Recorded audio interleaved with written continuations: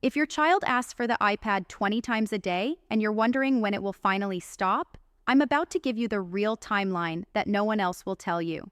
Day 3 is critical, and most parents accidentally reset the entire process without knowing it. Here's what actually happens when you set new screen boundaries. Your child's brain has been conditioned to expect screens on demand, so when you change the rules, their brain treats it like an emergency. The first 48 hours, the asking intensifies because their brain is trying desperately to get things back to normal. This is extinction burst in psychology, where a behavior gets worse right before it gets better. If you don't know this is coming, you'll think your new boundaries aren't working, and you'll give in, which resets everything back to zero. Day 1 and 2, expect your child to ask for screens constantly, escalate when you say no, and test every boundary you set. They're not being defiant, their brain is in panic mode. Your only job these 2 days is to stay completely consistent with the same response every single time. Don't negotiate, don't explain repeatedly, just state the boundary once and redirect. Day 3 is where most parents sabotage themselves.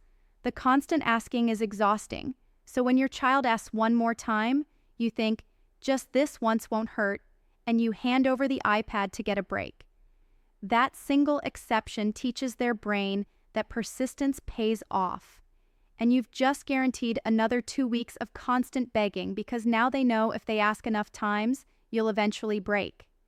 If you make it through day 3 without exceptions, day 4 and 5 bring noticeable improvement. The asking drops from 20 times a day to maybe 8 or 10. The intensity of their reaction when you say no decreases. They start accepting your boundary faster instead of spiraling into hour-long negotiations. By day 7, most kids have dropped to 3 to 5 requests per day, usually clustered around transition times like after school or before dinner. By day 10, it becomes situational. They'll ask when they're bored or tired, but it's no longer their default request for everything. Here's the realistic endpoint. By week 3, if you've been perfectly consistent, most children stop asking unprompted and only request screens during designated times you've established. But here's the critical caveat. Perfect consistency is nearly impossible. Every time you make an exception, you add 3 to 5 days to this timeline.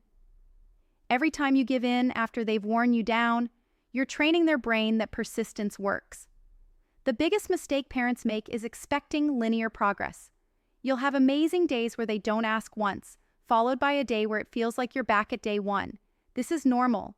The overall trend moves toward fewer requests, but daily fluctuations are guaranteed. Track the weekly pattern, not the daily count. One actionable insight that cuts the timeline in half: preemptive scheduling.